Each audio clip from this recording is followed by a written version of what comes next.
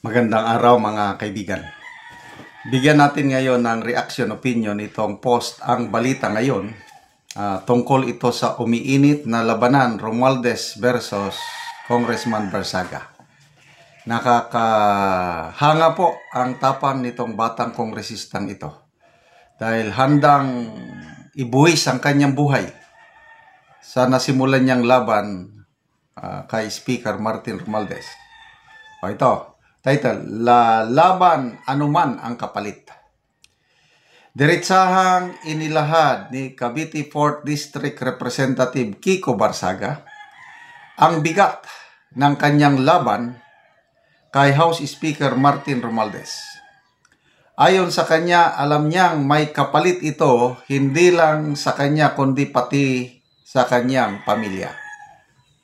So ito ang kanyang exact word.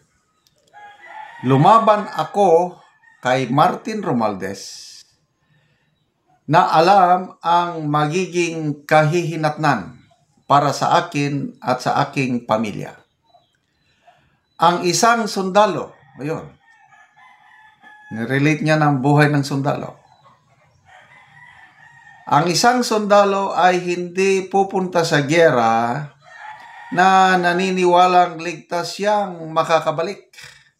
Siya ay lumalaban para sa kanyang bansa anuman ang kapalit. Yes, agree ako nito.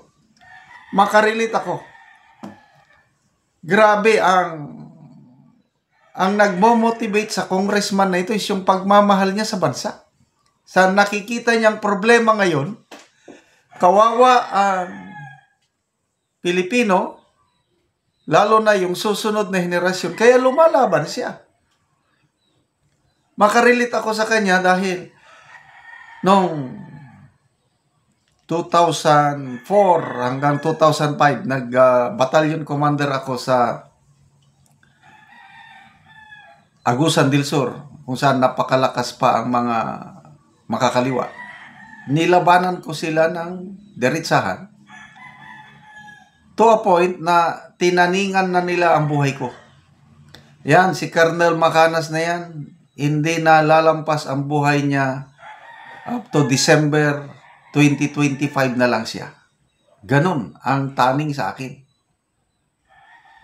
To a point na pati ang aking brigade commander, division commander, sinasabihan ako, mag-ingat ka dyan dahil talagang tutudasin ka nila. Sabi ko naman, that's part of my job, sir.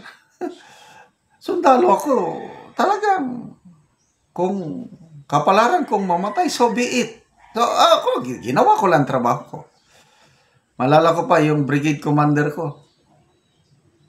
Si General Maligalig, sabi niya, Johnny, gamitin mo ang tangki de guerra ng brigade. Kasi meron kaming tangki de guerra, kaya lang, ubos na ang aming krudo. Kaya ang aking brigade commander, sa pag-alala niya sa akin, pinagamit niya ang armored car ng brigade quarters, pinagamit niya sa akin dahil talagang tutudasin ako. So be it. Para sa bayan. Nakanda na akong mamamatay. But God is good. Pag nasa iyo ang panig ng katotohanan, nasa iyo ang panig ng Diyos, hindi ka dapat matakot. Kaya ako, never na natakot ako. Kasi handa naman akong mamamatay. Bakit ako matakot mamamatay? Pag mamamatay ako, papunta naman ako ng langit. So, bakit ako siguradong may langit? Dahil tinanggap ko na ang maayong balita o good news ng Panginoong Hesus. Nag-ABC na ako. Ano yung ABC? I accepted that I am a sinner. I cannot save myself. B, believe, naniwala ako na namatay at nabuhay muli ang Panginoong Hesus para sa kapatawaran ng lahat ng aking kasalanan. And C, commit. I surrendered. I committed my life to the Lordship of Jesus Christ. Kaya, handa na akong mamatay during those times. Okay, what happened? God is so good. I think mga August of 2005, bigla kong nakatanggap ng radio message from Army Headquarters. Na you have been selected to undergo a 9-month schooling at National Defense University in Washington, D.C. You will take up Counter-Terrorism Fellows Program. Ako, pina-schooling ako ng Philippine Army sa Amerika. So, umalis ako, I think, August of 2005. Kaya nung December of 2005, nandun ako sa Washington, D.C., nag-enjoy yung first snow. Nakita kong snow. Sabi ko na lang, paano nila ako mapatay ngayon? Nandito ako sa US. Doon ko nakita yung, basta nasa panig ka ng Diyos, walang mangyayari sa'yo. Pag hindi inalaw ng Diyos, never. Kaya, ito ang nakikita kong laban ni Congressman Benitez. He's fighting for our country, for our fellow men. Kaya wala siyang handa siyang kaya suportahan po natin si Congressman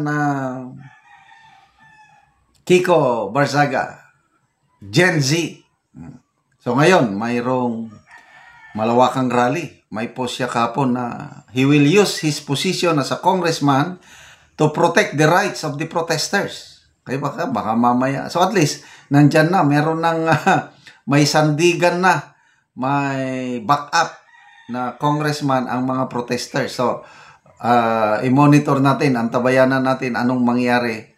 Kasi, bakit September 13? Parang birthday. Birthday ni Pangulong Marcos Jr. ngayon. So, the protesters will celebrate his birthday in the form of a large protest. Oh, ganun pa man, greet lang natin ng happy birthday ang Pangulong Marcos Jr. May you live a long life po, Pangulong Marcos. Okay, salamat sa inyong pagsubaybay mga kaibigan sa channel na ito. Excuse me.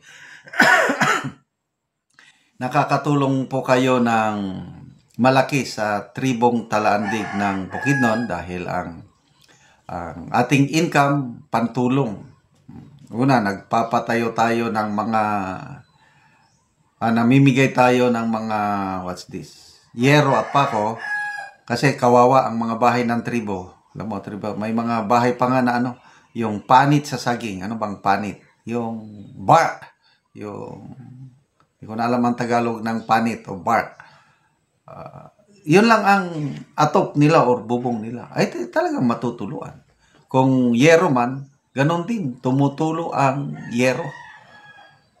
So, namimigay tayo ng ganyan, yero at pako para makapagpatayo sila ng mas maayos na tahanan. Panoorin nyo ang video na ito. Ano silang natagaan og sin? Og busy kayo sila, kay dagan man pud sila nga natagaan og yero.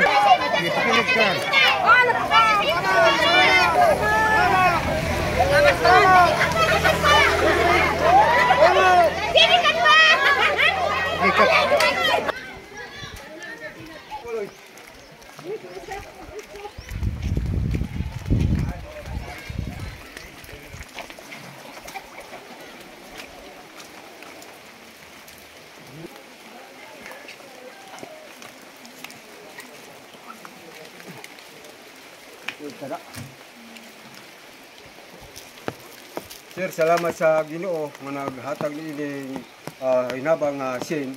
Hinautod ta sir nga magkauban ta kanon na hinautod ta sir nga tasang kaw kinabuhi ay walay mitukong sa gawom sa atong Dios nga makagahom. Sir nga daghan pa ang matabangan nga nanginanglan sa mga kakulangon.